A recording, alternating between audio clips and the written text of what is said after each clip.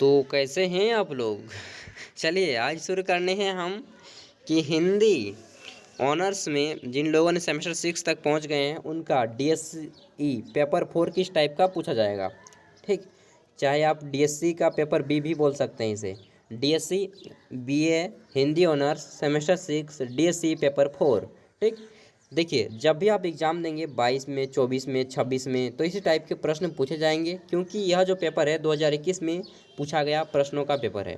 ठीक, अब आइए देखते हैं कि किस टाइप के प्रश्न पूछे जाते हैं। यहाँ पे जो है पहला प्रश्न आपका 2 खंडों में बटा रहेगा, ए और बी।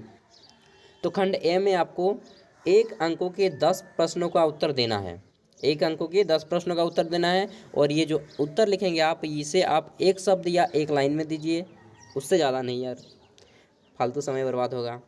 तो देखते हैं प्रश्न पहला है कि हिंदी राष्ट्रभाषा है या राजभाषा। तो आपको मालूम होना चाहिए यार, हिंदी ऑनर्स कर रहे हैं। ख नंबर है प्रारूप को अंग्रेजी में क्या कहते हैं। तो मतलब रोमन में नहीं लिख दीजिएगा, आपको देवनागरी लिपि में ही लिखना है, जैसे कि प्रारूप को क्या बोलते हैं तो वो आपको रोमन में लिखना है, देवनागरी भाषा में। अल्फ़ाबेट यूज मत कीजिएगा इंग्लिश का, ठीक ना। ग नंबर है संविधान की 8वीं अनुसूची में हिंदी भाषाओं की संख्या कितनी है। सॉरी हिंदी भाषा बोल रहे हैं। संविधान की 8वीं अनुसूची में भाषाओं की संख्या कितनी है, तो 22 भाषाएं हैं जी। अगला है विज्ञापन को अंग्रेजी में क्या कहते हैं, तो विज्ञापन को क्या बोलते हैं वो आपको बताना है। फिर आपका आता है कि मेमोरेंडम, ये क्या होता है मेमोरेंडम, इसकी हिंदी क्या है आपको बताना है मेमोरेंडम का। अगला है सूचना की अंग्रेजी लिखें, तो सूचना को क्या बोलते हैं, नोटिस कीजिए। मतलब सॉरी सूचना को आप नोटिस नहीं बोल सकते हैं, उससे क्या बोलते हैं इन्फॉर्मेशन। हाँ, छठा है कि रिपोर्ट की हिंदी में लिखें, तो रिपोर्ट को हिंदी में क्या बोलते हैं। अगला है प्रशासन का अंग्रेजी लिखें, तो प्रशासन का एडमिनिस्ट्रेशन बोलते हैं, ठीक ना। आगे देखेंगे तो हमारा आता है कि हिंदी दिवस किस तारीख को मनाया जाता है, तो सितंबर का कौन सा दिन है आपको बताना है। अगला देखते हैं तो हमारा आता है कि प्रयोजन मूलक हिंदी भावना प्रधान होती है या विचार प्रधान, ये आपको बताना है कि ये जो प्रयोजन मूलक है ये हिंदी भावना प्रधान है या विचार प्रधान। यहाँ पे आपके 10 प्रश्न कंप्लीट होते हैं।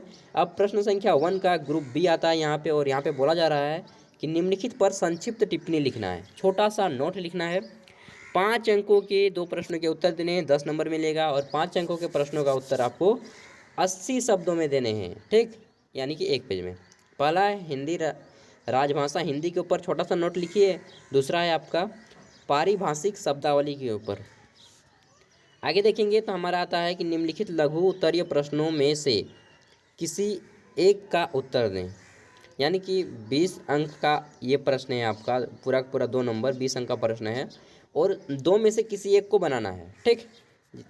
20 अंकों के प्रश्न का उत्तर आप 360 शब्दों यानी कि 4 पेज में उत्तर देना है, ठीक। 4 पेज बोले तो एक खड़ा पन्ना में 2 पेज होते हैं।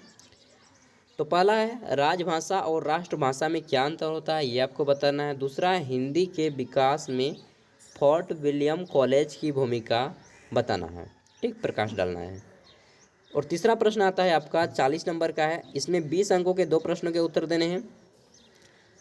निम्नलिखित दीर्घ उत्तरीय प्रश्नों के में किन्हीं 2 को, मतलब किसी 2 का ही उत्तर देना है यार, क्या बताऊँ अब। 20 अंक कितना अच्छा होता, 5-5 अंक का होता, तो 20 अंक का एक ही प्रश्न, लो बेटा बनाओ। तो पहला है कि प्रारूपण के स्वरूप और विशेषताओं पर प्रकाश डालें। ख नंबर है आपका कार्यालय आदेश क्या है, एक उदाहरण से स्पष्ट करें। ग नंबर है प्रशासनिक शब्दावली निर्माण की चुनौतियों और समाधान पर आलेख लिखें।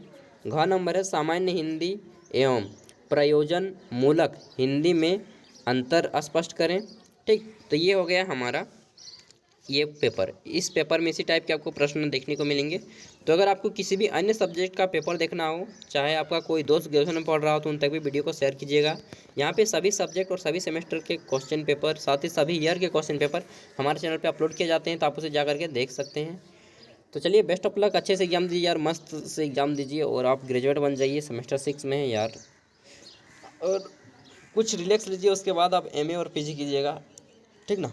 थैंक यू देखने के लिए। मुझे भी अब सुबह से ही मैं वीडियो बना रहा हूँ, लगभग 4-5 वीडियो बना लिया यार। Thank you.